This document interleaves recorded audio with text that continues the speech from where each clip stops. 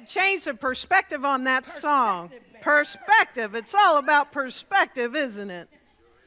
Yes, it is. Thank you, Candy. That was what the world has now. I love that. And isn't it great that we have more and more and more sweet love? Yeah. Yes?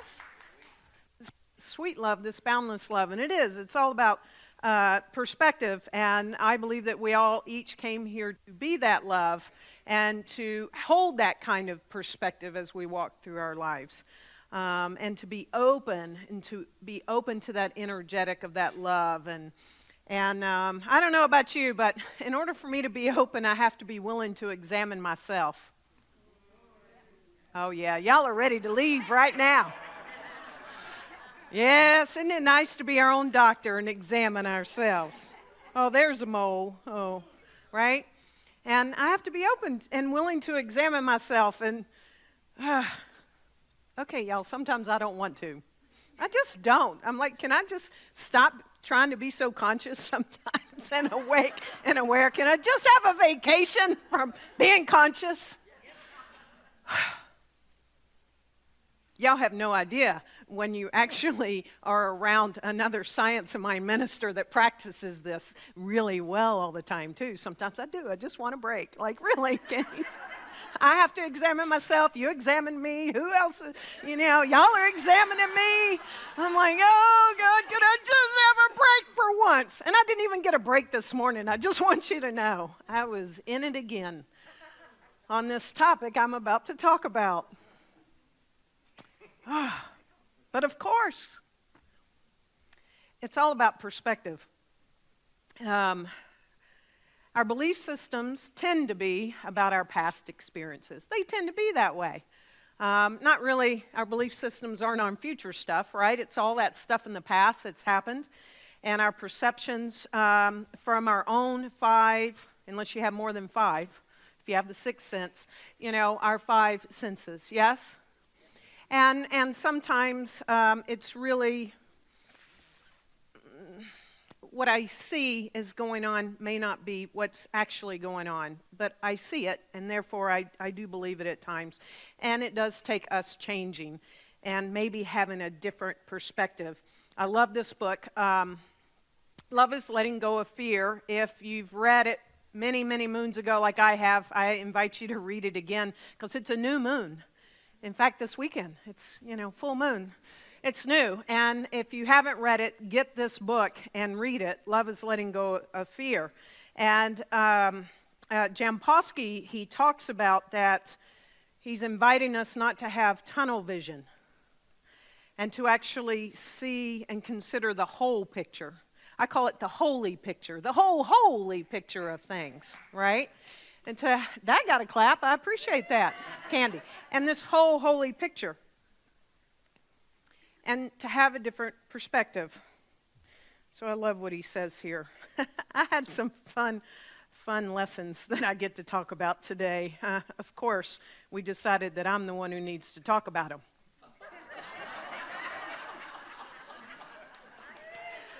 Because I'm willing to examine myself. Oh, man. This lesson is, he says, I'm never upset for the reason I think. Yeah, I don't know about never, but I'm typically not upset for the reason I think to begin with.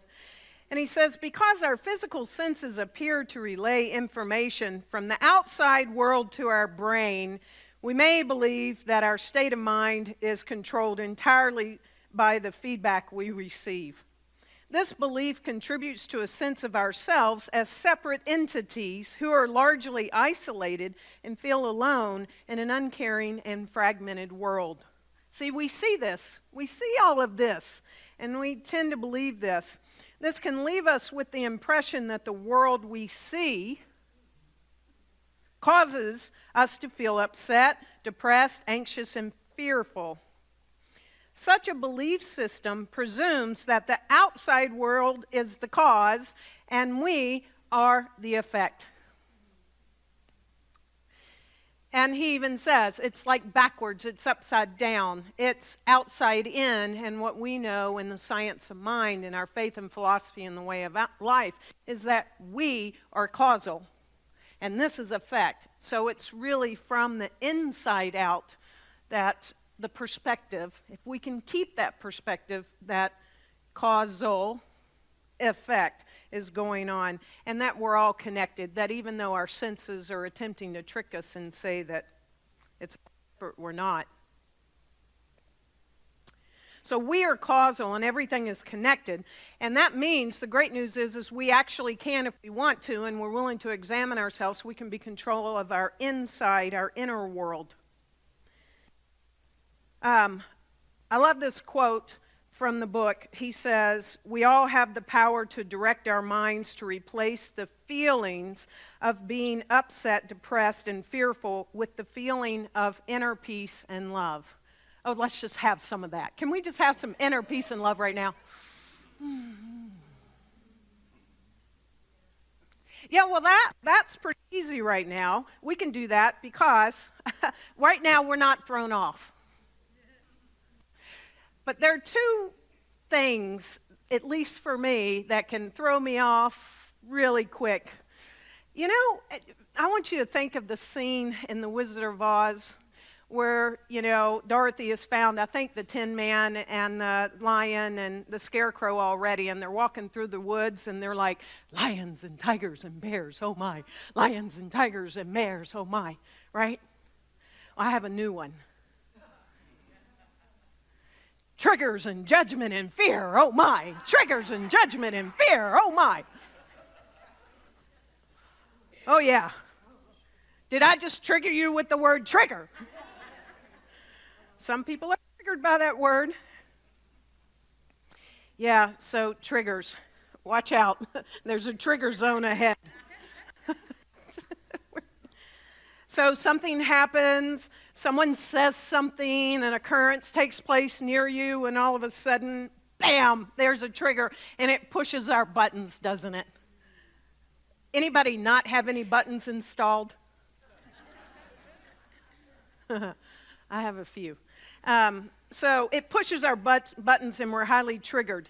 And when we're highly triggered, what I've come to find is when I feel that, and I do feel it, it's like, typically it's a physical sensation in my body of some sort that alerts me, like, trigger zone, I'm in the trigger zone.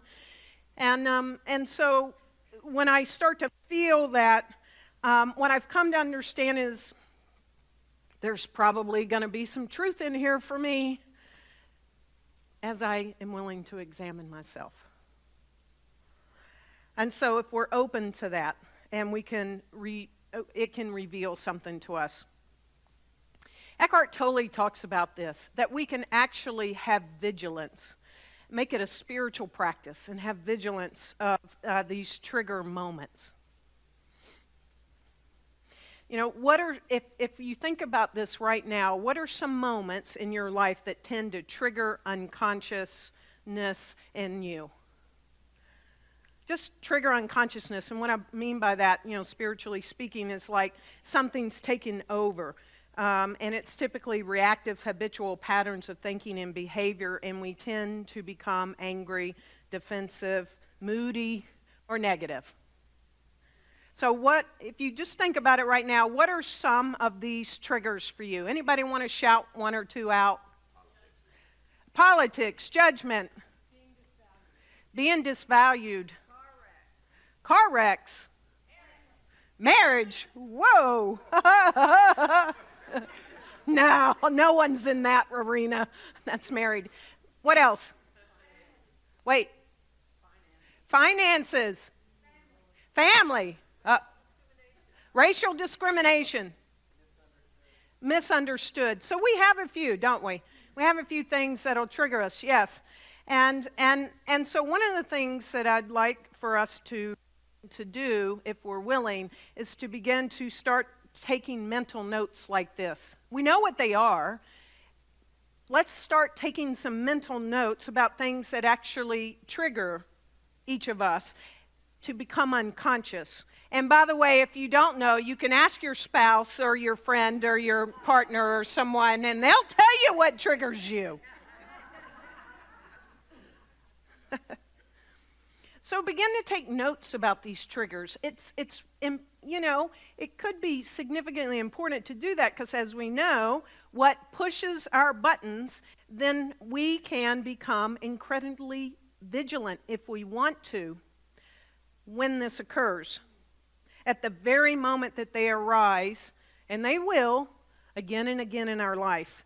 And this way, as we become aware of them and we become vigilant that we're not going to let them take over and make us go unconscious, then what happens is they begin to lose their power to pull us into that unconsciousness or negativity.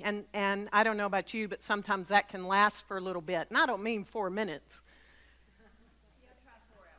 4 hours or days or whatever, right? It can just, that unconsciousness and that negativity, it can just take over very quickly. So what can we do? Well, I think the first thing to do is when we feel that button is to stop, drop, and breathe. Just breathe. Just breathe. The button's been pushed, I've been triggered, just breathe. And then to start questioning, okay, well, what has got me stuck right now? What is this? Am I angry? Am I embarrassed? Do I feel guilty? Maybe a little shame coming up? Or, what's up right now? To get a handle on that. And that'll help us. And then to start uncovering some beliefs. If we have a different perspective and we look at it from the whole picture, I begin to start questioning like, well, something triggered me this morning. I told you. I just happened to, when I was not coming in as early as I like to, and so I was feeling a little rush, and I got in my car, and as I got in my car, I looked, and everything in my glove box and everything around me was just thrown everywhere. So someone had been in my car overnight. Oh, that's okay. Oh, no, I know. And where did I go? I got triggered. And when we get triggered, we tend to, or at least I do, maybe it's just me, I want to point it everywhere else out there. And I went, Petra left the car unlocked. I did, I got triggered.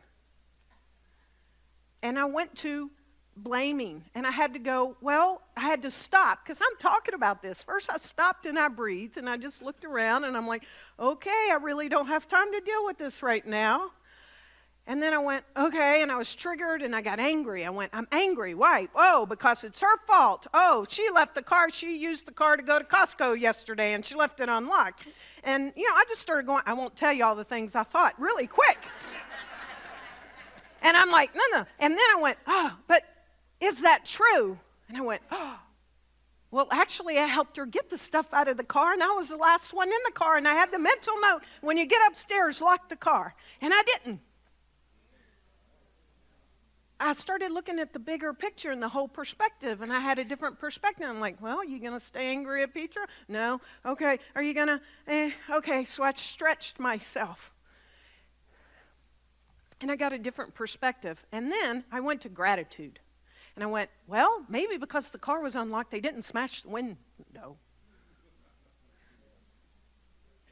All I know is right now it doesn't look like a lot's been taken. I'm just grateful that I still get to have a car. They didn't steal it, and I'm driving to the center, and here I am, right? But I stopped, dropped, breathed, did that, looked, is this true, got a different perspective. See how easy that was? And I didn't let that hang around me for our rest of the time together. So we can meet these triggers in a new place of a heightened awareness, of consciousness, and choose new responses rather than falling into old reactions. I love this quote by Martha Beck. She says, as you grow more practiced in noticing your triggers, offering yourself kindness, that's important, and remembering that the power to heal your life is always available in the present moment, the situations that once set you off lose their explosive potential. So I did offer myself a little kindness that I went straight to Petra, and then like, oh, actually it was sort of me, and that didn't explode on me. Now, as significant as triggers can throw us into the fear instead of love, there's one other. Lions and tigers and bears, oh my. Triggers, judgment, and fear, oh my. There's another one, it's judgment, right? And despite our best efforts, no matter what we do, we can all judge. Is there anyone here that has zero judgment? Good, because I thought we were going to have to, knight a saint. So, he talks about that too. He talks about, today I will judge nothing that occurs. Okay, that's the lesson. Have you ever given yourself the opportunity of going through just one day, concentrating on totally accepting everyone and making no judgments? So, if we haven't, pick a day, like tomorrow, one day where we're doing our best. Most of us think we would find that a very difficult task, since it is a rare occurrence to spend a few moments, let alone a whole day, with someone without making a judgment. When we think about it, many of us will be appalled at how often we condemn others and ourselves. We may even feel that it is almost impossible to stop being judgmental. However, all that is really necessary is our willingness to practice being non-judgmental without expecting instant perfection. Okay, so for the perfectionists in the room, just don't go there. We're just practicing being non-judgmental. The relinquishing of old habits that we do not want comes from repeated and sustained practice, and we know that. Most of us manifest a condition that would be called tunnel vision. Like I said earlier, we don't see people as a whole. We see just a fragment of a person, and our mind often interprets what we see as a fault. Most of us were brought up in a home and school environment where emphasis was placed on constructive criticism, which actually is usually a disguise for fault finding. On those occasions, when we observe ourselves repeating the same mistake with our spouses, our children, our friends, and even someone seen only casually, it may be helpful for us to quiet our minds, observe our thoughts, and become aware that being a fault finder is totally dependent on our past experiences. So we've been trained this way, and I especially have been trained that way. I was with a fault finder quite a bit, and so I've been trained, and so now we're gonna invite this new perspective to open up, to begin to practice letting go of the judge of ourselves and of others. So what are some ways that we could do this? Well, we could start with, don't blame yourself. Just really begin the practice of not blaming ourselves.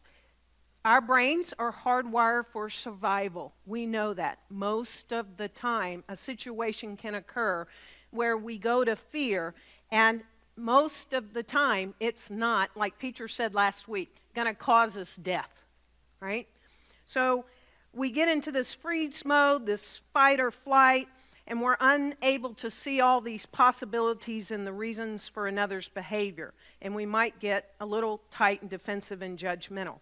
And so, again, the way to do this is to not blame ourselves, because this is how we're wired, but we're going to open up to a new perspective, and we're going to stop, drop, and pause and breathe.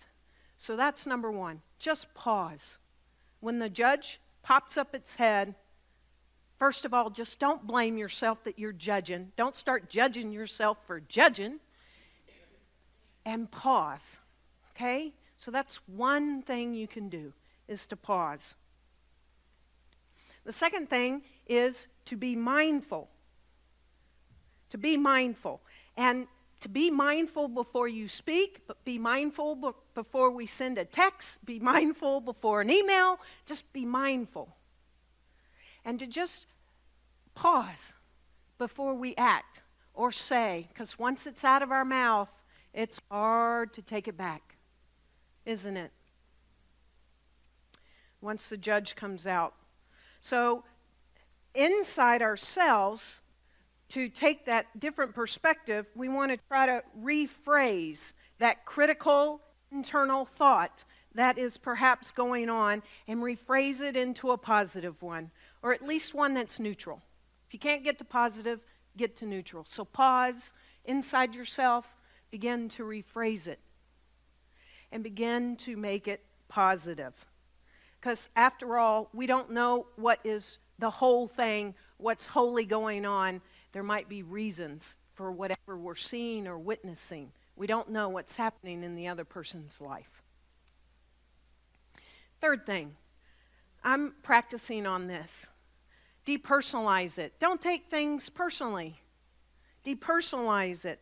So when someone disagrees with us or someone is making something difficult or whatever's happening to go to, it's probably not about us. And to depersonalize it. Try to give people the benefit of the doubt. Because, again, we don't know what's going on, and we tend to think that it's about us, when actually it probably has nothing to do with us. And most of us walking around nowadays are really good at hiding things. We're not letting people know what's going on in our lives. And so we don't know what's happening in someone else's life. This is one that my beloved has really etched inside of me, and I'm grateful. Look for the good. Begin to look for the good in things, because there's basic goodness in everyone. And start looking for that good. And it takes practice, because again, our minds, our brains are wired to look for the negative, to look for the stuff that isn't good. So we want to look for the good. And as we do that, we're probably going to find good in what's happening or in the other person right now. Like I got to, I'm grateful the car wasn't unlocked because there was good that came out of it. The window wasn't smashed. Now, this is a really good one. And this is a new one for me. And you can use a mantra. We have lots of mantras. But this is at least a new mantra that I'm going to take up in my life that I found. The mantra is, just like me. Just like me. Just like me. Just like me. And that mantra is like, we're probably, whatever's happening, we're more alike than we're different. Just like me. This person's just like me. And that settles the judge and quiets the judge. And that this person, just like me, loves their family. I'm sure of it. You know, this person, just like me, wants to get to work on time. This person, just like me, wants to be happy and free of suffering. And this mantra of just like me, to begin to go, what are the things that I know is true about this person that's just like me? And then that, too, takes a different perspective and opens up that judge. Now, this one's a little more challenging, but it has paid off for me a lot. When the judge comes up, begin to look at your own self, this self-examination, this behavior. You know, it's very interesting. Driving was mentioned earlier. I can't tell you how many times I start judging someone for not using their blinker. And then I think about my behavior in the past 10 minutes, and sure enough, I haven't used my blinker at least 3 or 4 times. And there it is. That judgment came up, and when I look at my own behavior, I'm like, well, there it is, because I was doing it too. So, and then the last one I want to share is Brene Brown tells us to feel good about ourselves. And when we feel good about things about our own life and the way we're showing up or whatever, the more we tend to feel good about ourselves, the more we tend to feel good about others. And the judge doesn't come up as often. So if I feel good about, let's say you feel good about your parenting, then you tend to not judge much about other people's parenting. Yes? If I feel good about my weight and how I feel in my own body, I tend to not have the judge come up with other people's weight or body, right? And so the more that I am able to embrace and love myself, that helps to quiet the judge. So what this book talks about that I'm going to invite us all to do, in addition to watching our triggers and watching the judgment, is instead of being a fault finder, what I'm going to invite us to do is we're going to be a love finder. Can we just start being a love finder? We're going to find the love. We're going to look for the love. We're going to be that love. We're going to concentrate on the strengths of others. Start concentrating on the strengths of every single person around us instead of perhaps their weaknesses. Play to those strengths. Compliment those strengths. Shout out those strengths. I love it when you do this. That's such a strength of yours. And to be this love finder, we're putting on the love finder beacon and we're looking for ways that we can find that love to accept others, to accept ourselves, and to begin to realize and know that life is a boomerang, and the more we give out and we find that love and we be that love, it's just going to keep coming back to us. Yes? So I want to end, and I'm going to invite the practitioners up. I'm going to end on a Holmes quote, and then we're going to go right into prayer from this. It's a powerful quote that Holmes gives us that can take us into our week of having a different perspective.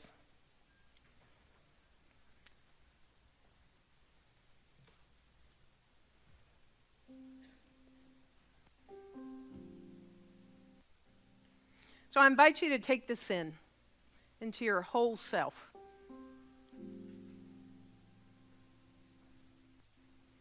When Jesus said that we should not judge lest we be judged,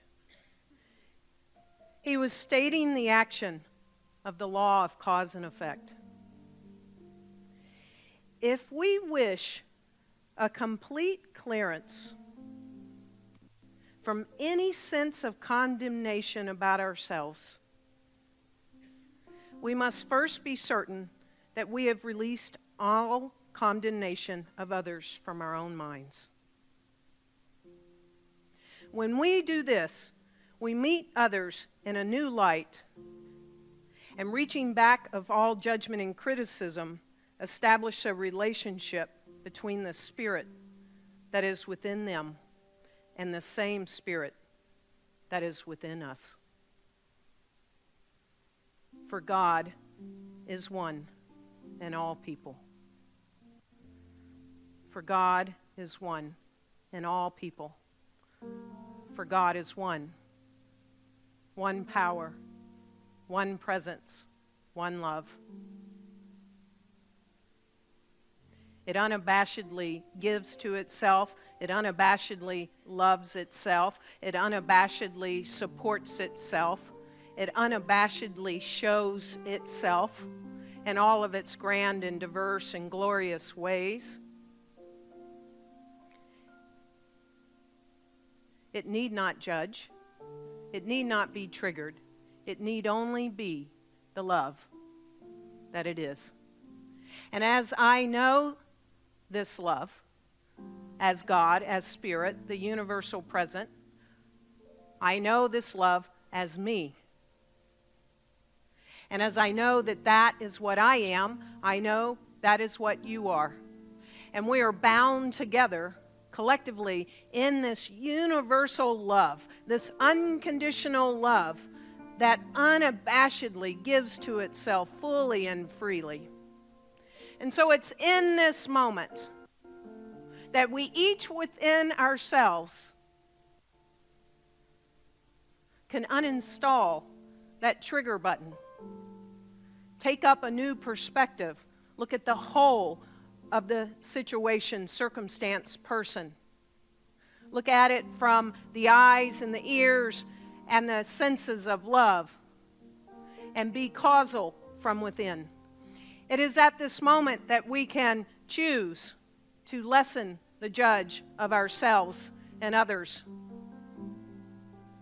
and to be that power, and to be that presence, and to walk as that love, to be gentle with ourselves and others, to be kind with ourselves and others, to pause and check within. And as we do that, we are the causality of love in life itself, more and more. And so it is.